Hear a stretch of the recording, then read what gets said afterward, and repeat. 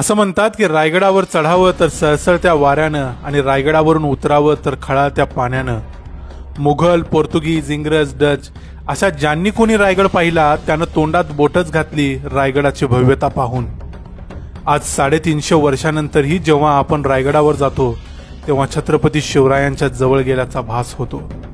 हा इतका भव्य आणि दिव्य असा रायगड ज्याच्या अंगाखांद्यावर छत्रपती शिवाजी महाराज आणि त्यांचे मावळे बागडले, तो रायगड स्वराज्यात आला तरी कसा असा प्रश्न आपल्याला पडतो.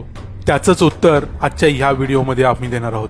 या स्वराज्याच्या उभारणीला फक्त मुघल आणि इतर शाह्यांनीच खोडा घातला नव्हता, तर विजापूरच्या आदिलशाहच्या कृपेवर जगणारे आमचेच काही मराठे स्वराज्य बुडवायला बसले होते. त्यातलाच एक होता जावळीचा जहागीरदार चंद्रराव मोरे. याला चंद्रराव हा किताब देखील आदिलशहानेच दिलेला. रायरीचा किल्ला म्हणजे ज्याला आपण रायगड म्हणतो, हा याच मोऱ्याच्या ताब्यात होता. रायगड ते विशाळगड पर्यंतचा घाटमाथ्याचा परिसर या मोरे कुटुंबांच्या म्हणजे 8 कुटुंबांच्या ताब्यात होता. 1655 पर्यंत कोकण आणि देशावरचे आदिलशहाचे किल्ले आणि मोठा भूभाग शिवाजी महाराजांनी काबीज केला होता. रोजच्या पराभवाच्या बातम्यांनी आदिलशाह संतापला होता. शिवाजी महाराजांना उघड लढाईत हरवणं अवघड होतं.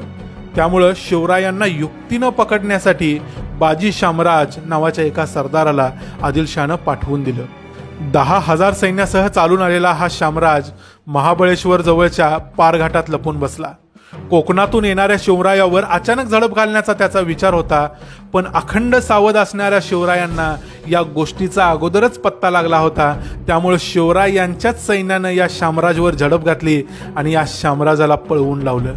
पण प्रश्न असा होता की महाबळेश्वर, पारघाट या जावळीच्या दुर्गम प्रदेशात येऊन छत्रपती शिवाजी महाराजांच्यावरच हल्ला करायचं धाडस शामराजला झालं तरी कसं?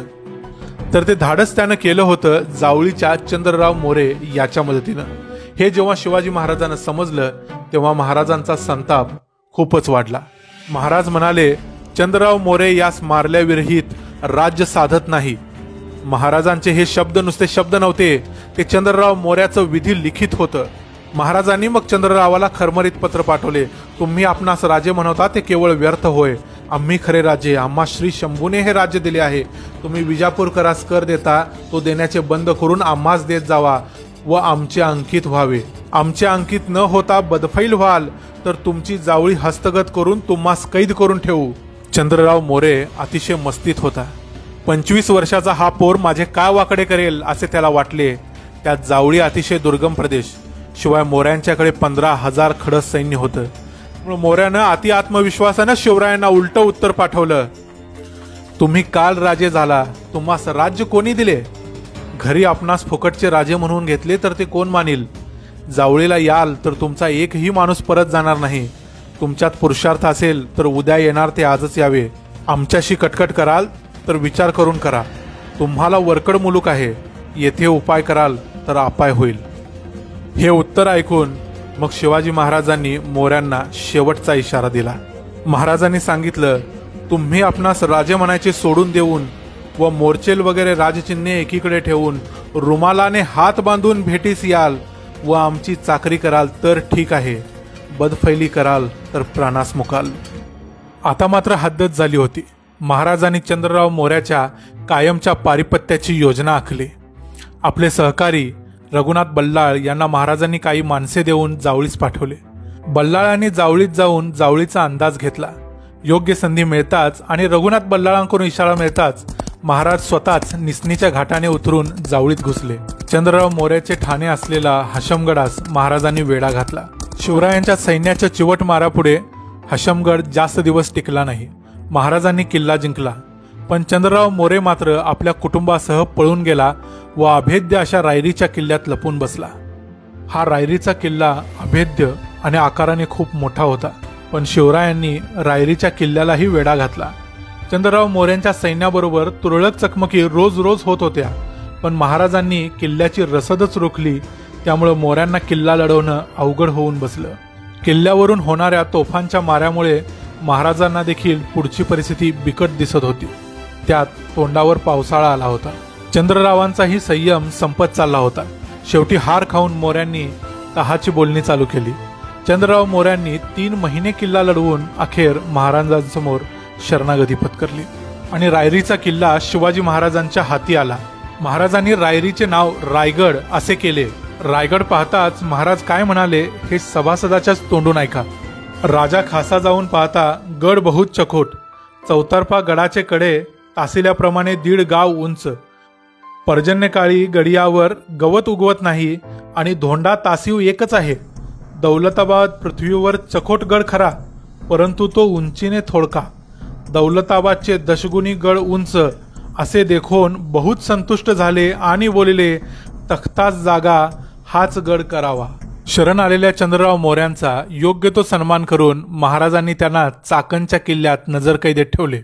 पण स्वतःला उच्च कुलीन समजणाऱ्या या मोऱ्याने तिथूनही स्वराज्य विरोधी कारस्थाने चालूच ठेवली।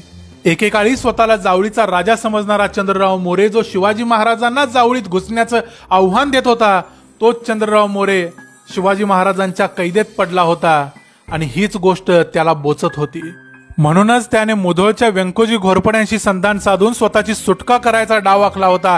पण त्याने व्यंकोजी घोरपड्यांना पाठवलेली पत्रे महाराजांच्या हाती लागली। महाराज संतापले। महाराजांच्या कोर्टात माफी फक्त एकदाच होती आणि ती मोऱ्यांना अगोदरच मिळाली होती। त्यामुळे इमानाने वागण्याची अनभाग केली असताना देखील बेईमानी केली, म्हणून महाराजांनी चंद्ररावांचं मस्तक धडा वेगळं केलं। चंद्रराव मोऱ्यांच्या बायका आणि मुलांना महाराजांनी पुरंदरावर कैदेत ठेवलं। योग्य वेळी त्यांच्या मुलांना एखादी छोटी जहागीर देऊन त्यांचं बस्तान बसवावं असं महाराजांना वाटत होतं। पण चंद्ररावांच्या दोन्ही मुलांनी देखील विजापूरकरांसोबत संधान साधण्याचा प्रयत्न केला, म्हणून शिवाजी महाराजांनी मग त्यांचा देखील वध केला। ह्याच चंद्रराव मोऱ्यांचा हनुमंतराव मोरे नावाचा एक पराक्रमी भाऊ होता, जो जावळी महाराजांच्या ताब्यात आल्यानंतर तळकोकणात जाऊन स्वतःला राजा समजून बसला होता। तो पुन्हा जावळी घ्यायची हालचाल करणार होता असा अंदाज शिवाजी महाराजांना आला।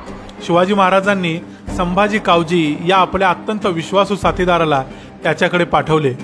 भविष्यकालीन राजकारणासंबंधी मसलत करत असताना संभाजी कावजींनी हनुमंतरावांना कुठल्याही प्रकारचा अंदाज येऊ दिला नाही आणि एकांतात असताना कट्यारीचे वार करून हनुमंतरावाचा काटा काढला। त्यामुळे आता संपूर्ण जावळीचं खोरं शिवाजी महाराजांच्या हाती आलं आणि शिवरायांना आता जावळीत कोणीही शत्रू उरला नाही। त्यानंतर शिवथर खोऱ्यातल्या बाबाजी कोंडदेव किंवा गोळेवाडीच्या गोळे नावाच्या सरदारानं काही पुंडाई करण्याचा प्रयत्न जावळीच्या खोऱ्यात करून पाहिला, पण मग शिवाजी महाराजांनी त्यांना आपल्या पद्धतीनं वटणीवर आणलं।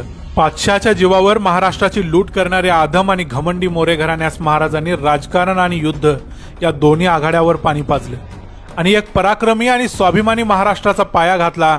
मोऱ्यांच्या हातून स्वराज्यात आलेला रायगड पुढे स्वराज्याची राजधानी बनला आणि आज ही 350 वर्षानंतर शिवरायांच्या पराक्रमाची साक्ष देत तो उभा आहे। हा व्हिडिओ जर आपल्याला आवडला असेल तर आम्हाला कमेंट करून सांगा। या व्हिडिओला लाईक करा, आपल्या मित्रांच्या बरोबर शेअर करा, जेणेकरून जास्तीत जास्त मराठी माणसांच्या पर्यंत ही माहिती पोहोचेल। तोपर्यंत पुन्हा भेटू पुढच्या एखाद्या व्हिडिओमध्ये। जय हिंद, जय महाराष्ट्र।